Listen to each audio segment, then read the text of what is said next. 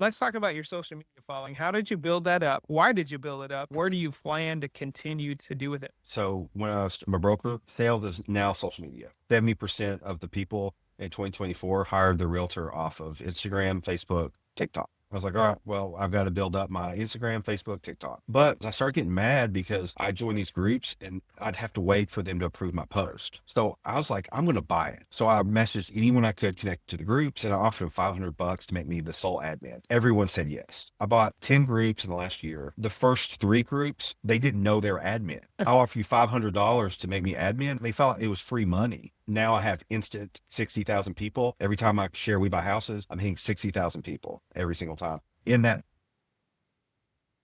Barrett Freeman. Hey, thanks for joining me today. Real insurance attorney, property manager, entrepreneur, avid real estate investor, husband, father, regular old badass. Hey, thanks for hanging out today. yeah, thanks for Um, having me. Pumped. Super excited to dive into some real estate investing strategies. I also want to get in today of your social media presence because I think it plays in very strongly into your ability to bring in deals, which is super cool. So tell me what's working. Like, what are some wins that you are really proud of right now in the investing realm? And so is it cool to talk about your and my deals or do you, Absolutely. Oh, yeah. And I should have said business partner too, because yeah, you are my partner. yeah.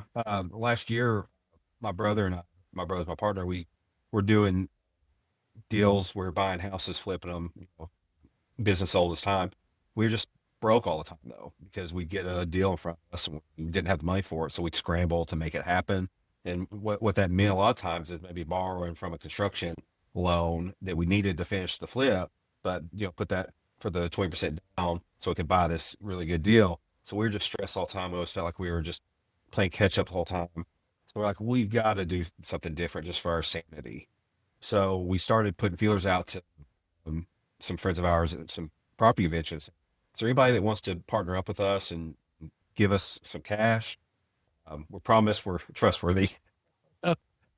And what was nice is we'd been going to these property conventions for long enough that we knew a lot of the guys that were regulars there and guys that were 10 years down the road, where the road we were headed out ourselves. So those guys reached out to, I guess one of those guys reached out to you and said, I know these guys. He was our business coach at the time. So he was actually coaching us through these deals. So he was seeing them from start to finish. So it couldn't have been a better character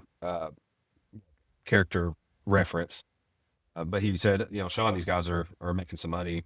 Maybe we can partner up. So we met a few times, I think on Zoom, and then we actually met in Dallas and made sure that, Mhm. at least we weren't crazy or, any big red flags. And so yeah, what I do is I'll post on Facebook and say, we buy houses. Again, this is anything new.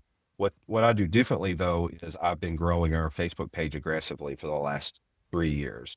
We only have 16,000 members on Facebook on our Freeman Brothers Properties page, but what I do, the We Buy Houses post, I start sharing those to the groups, the big groups in our area. And we all know those groups, 60, 100,000 followers. The way their algorithm works is you might reach 10% of those people in every group. But if you join 10 groups, you're going to be pretty wide net.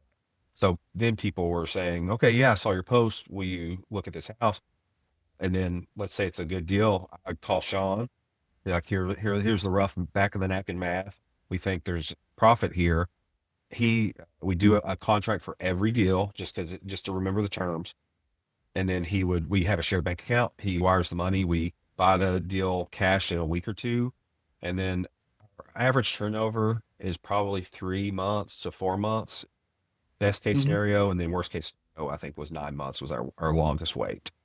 We've not had any losses yet. They've all been wins so far. But we've been very careful. We look at 5 to 10 houses a week. I mean, we might buy one, Mhm. but it's still pretty good. I mean, if we do 4 or 5 deals a month, that's a good churn. Yeah, and originally we started as a fund. We contributed to a fund where I really liked your method of buying these homes. So in the fund, we put some money in, or I put some money into it, and you guys were sourcing these deals where you could put 15,000 or so down.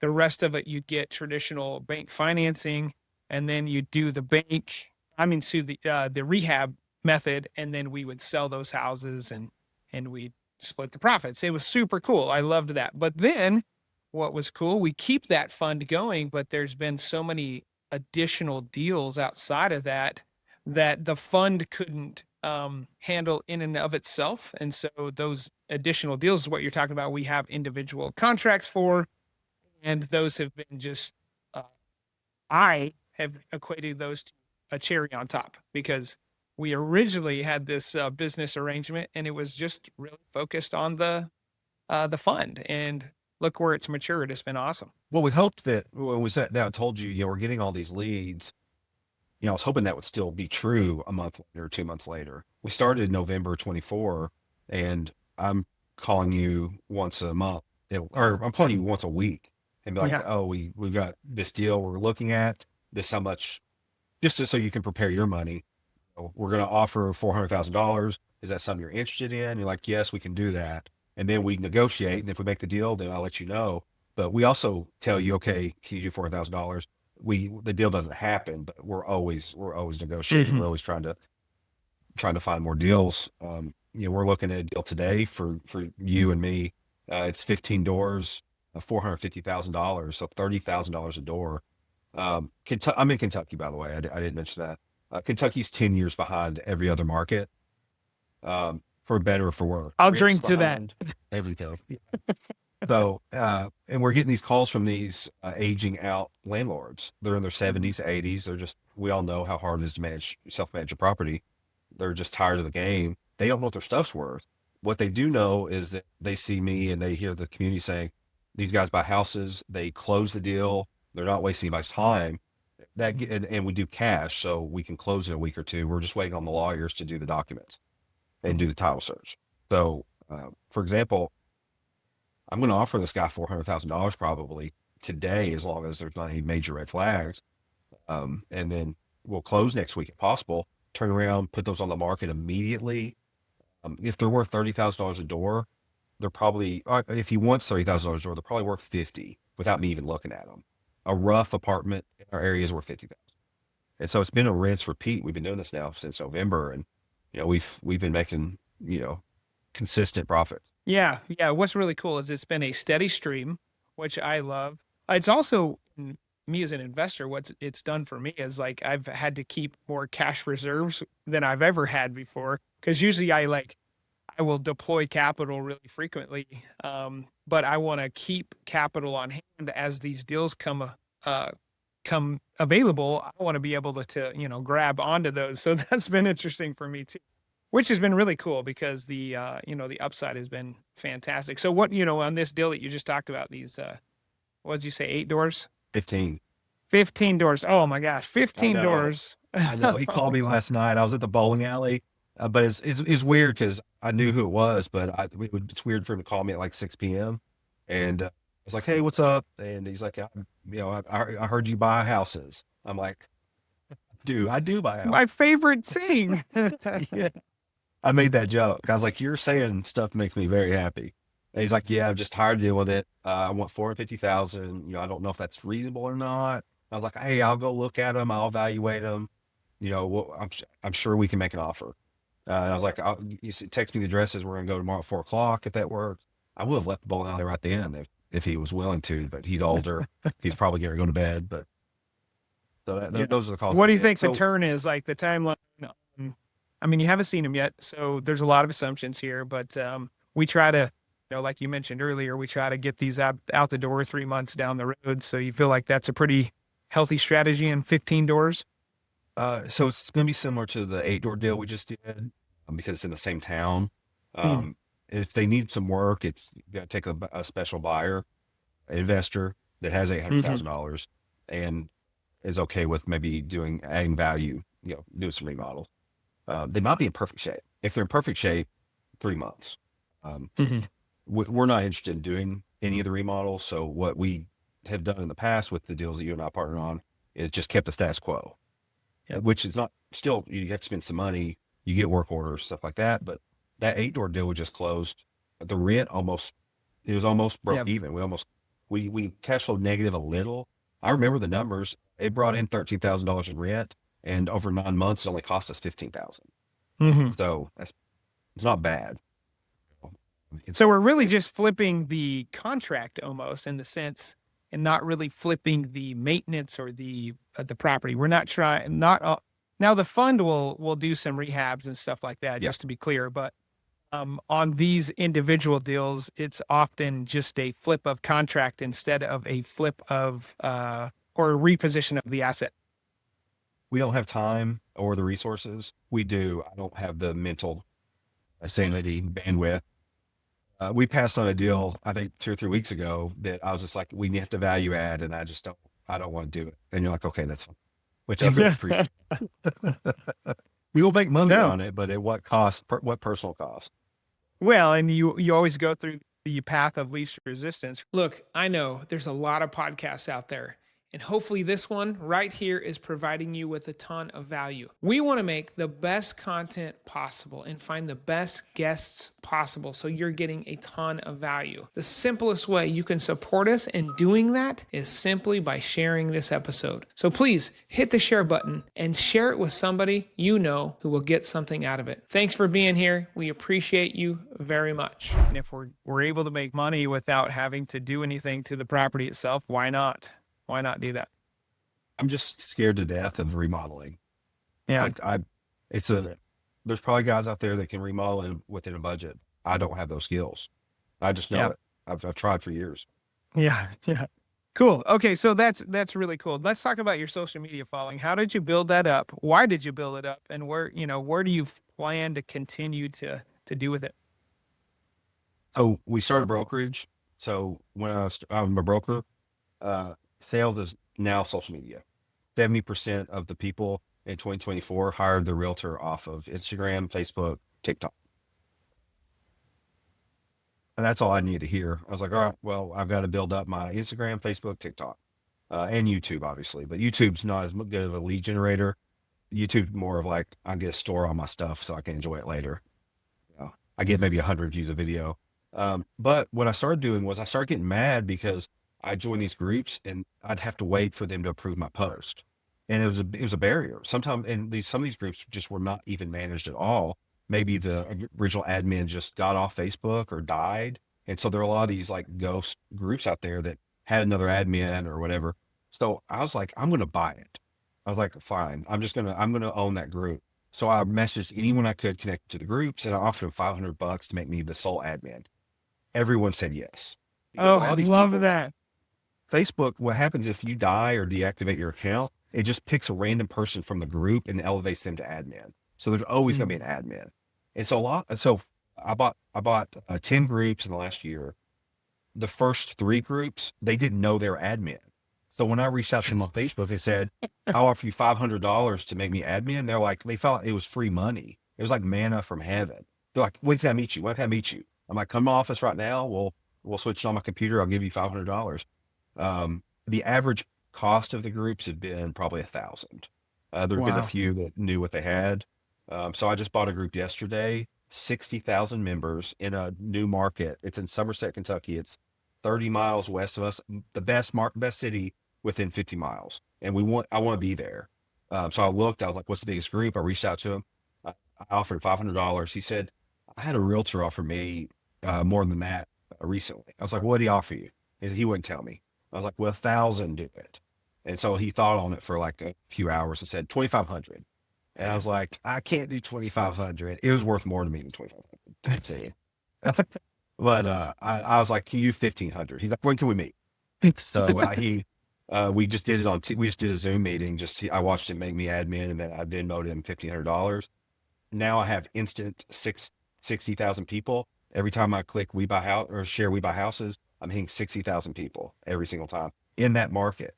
And that's a Wow. rinse and repeat. Anyone can do that. These groups are run by people that are not business people, but they might have started it for some. So this group I bought in Somerset for 60,000, it was a golfers. There's a lot of golf courses in Somerset.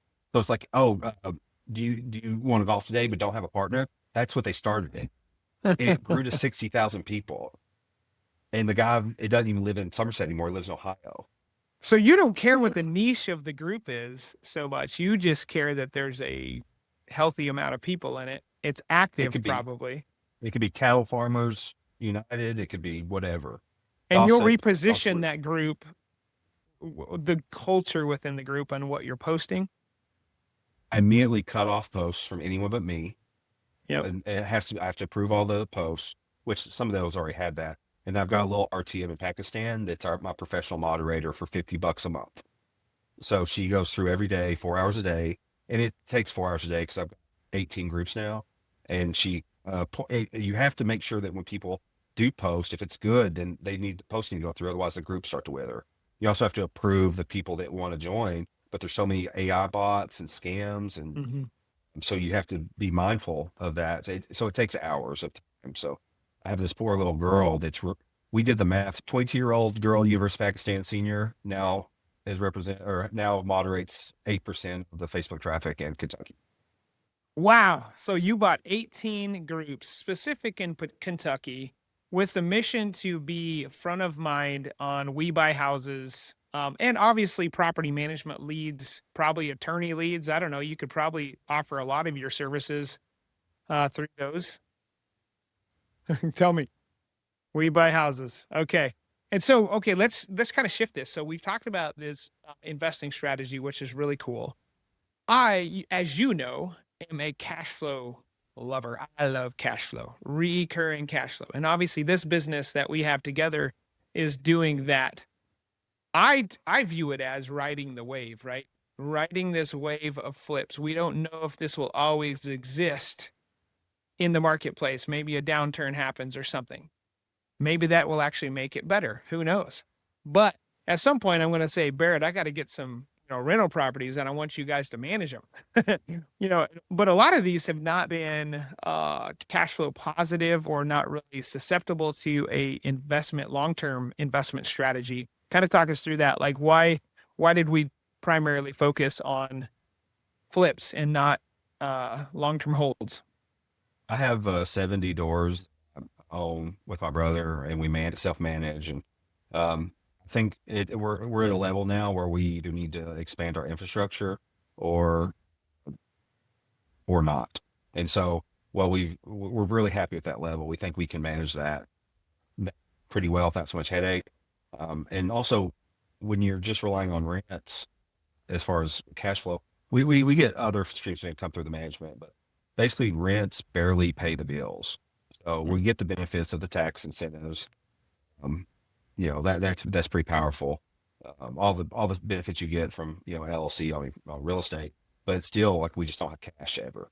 So with the flips, we actually have some cash, give us a buffer. It's just a much happier way to live than just Mm, keep buying, keep holding, because you've got cash on paper, but what if something happens? What if you need $20,000? Then it's a problem you have to solve mm. versus having $25,000 in the bank.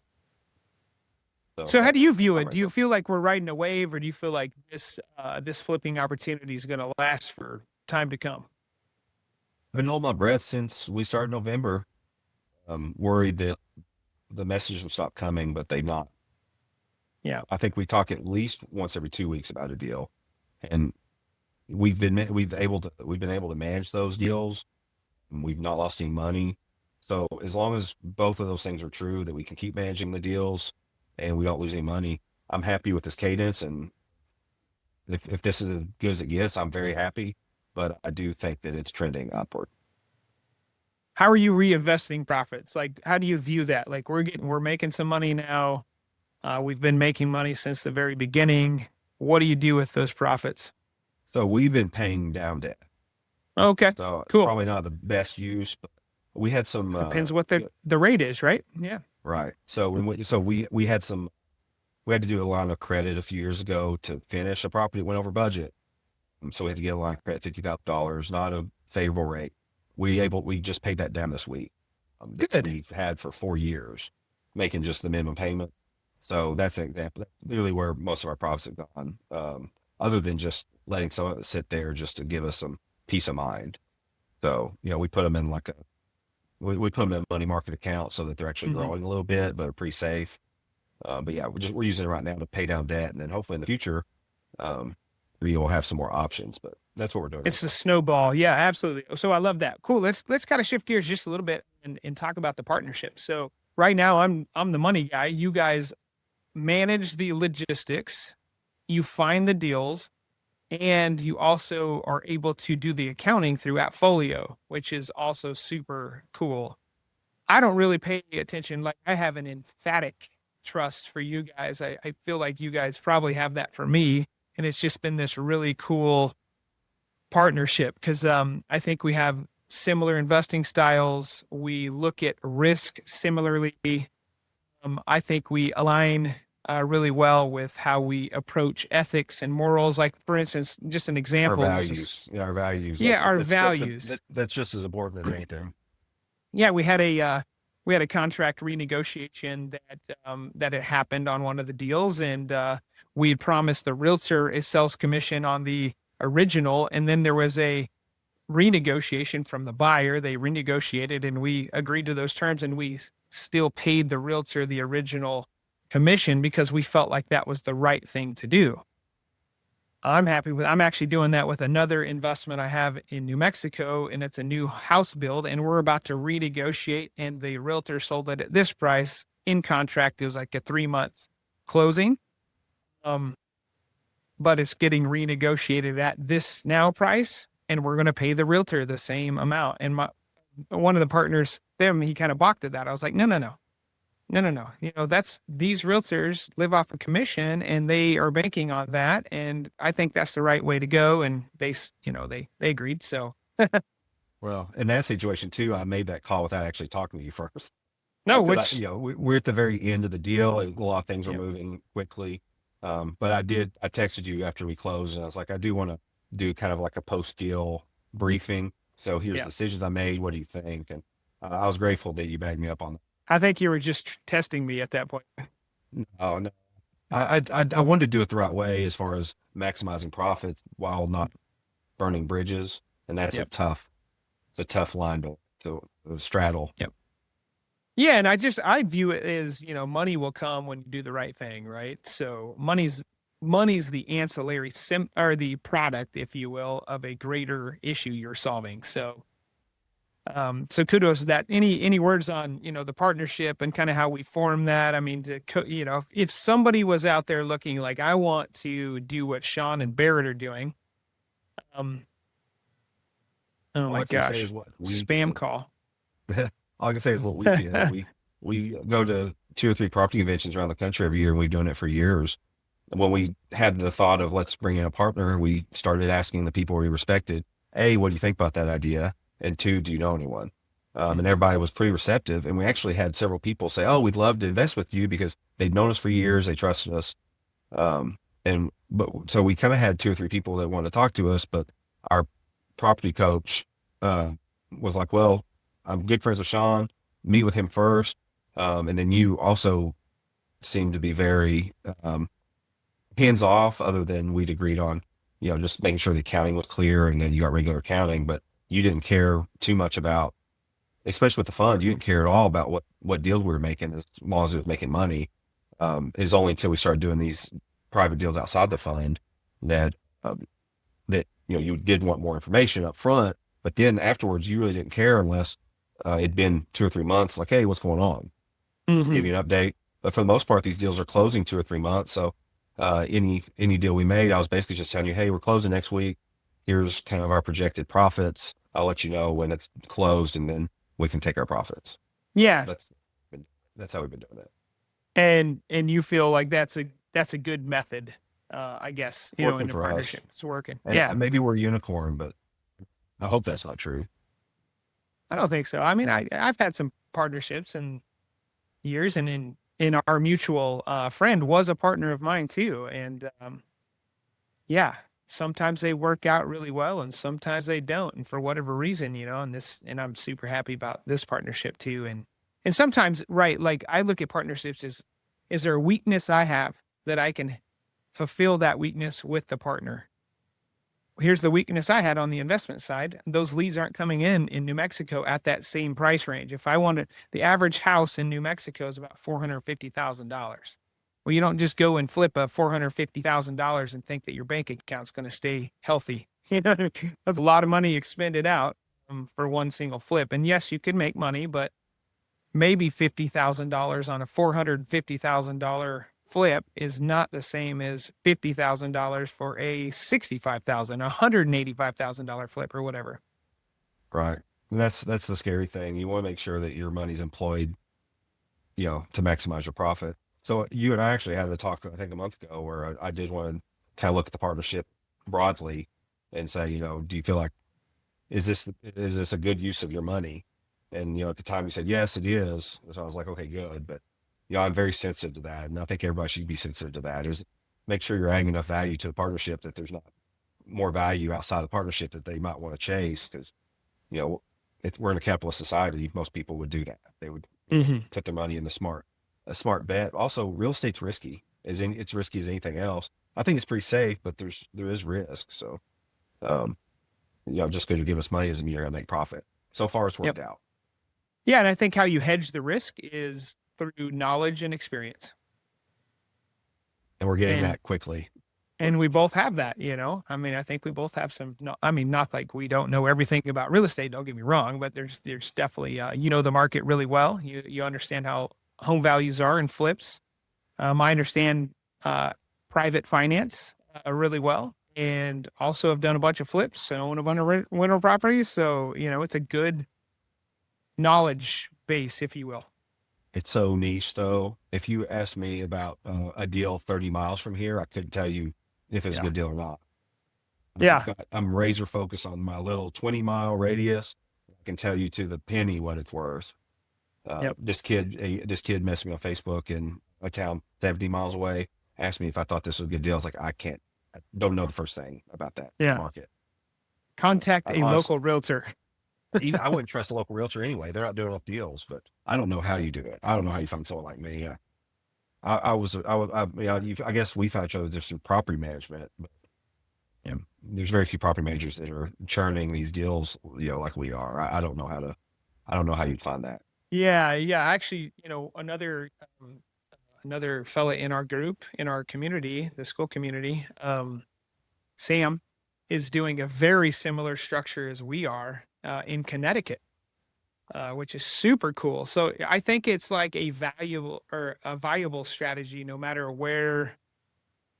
Not no matter where. The Midwest seems like a very great place to do it. The Northeast may be in some rural areas, and obviously the South has these opportunities still, not probably excluding Florida and Georgia.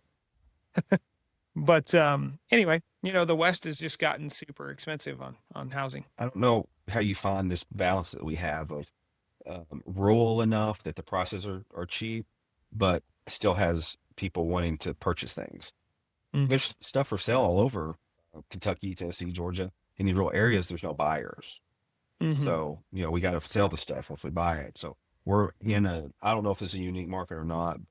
I do feel grateful that I just happen to be from here, and then I see that opportunity. We're able to cash in on it. And your typical buyer's an investor, right? They then go and rent the property. No, our typical is just the public. Okay. Yeah, half of maybe 50-50. I mean, most of the time we just buy a house for 90,000, sell it for 120 to a new family. That's the majority of our deal. The big deals, obviously, the multifamily, and that's always an investor. Yeah. But we've only done that twice. 2 out of the 20 deals have been multifamily, I think. Gotcha. Cool. Well, any parting words? Social media is the most important thing. It's only going to be getting more important. So if you don't have a presence on Facebook, Instagram, TikTok, YouTube, you do it to start today. And if you don't know what you're doing, still just start. You'll get better, just like anything. And I love the micro niche, meaning the micro aspect of that. You focused on Corbin, Kentucky, and then built it out, and now you have a huge following. Even on TikTok. I love your TikTok stuff. You have a great podcast. If anybody wants to check out your podcast, but Property Tales. Yeah. Barry, thanks so much for your time and sharing your real estate investing expertise, property management, and social media stuff. Yeah. Thanks for having me. I'm sure we'll talk soon. We'll talk today. I know we will. Bye. Absolutely. I love it. If today's episode hit home, share it with a friend and be sure to subscribe so you don't miss the next one.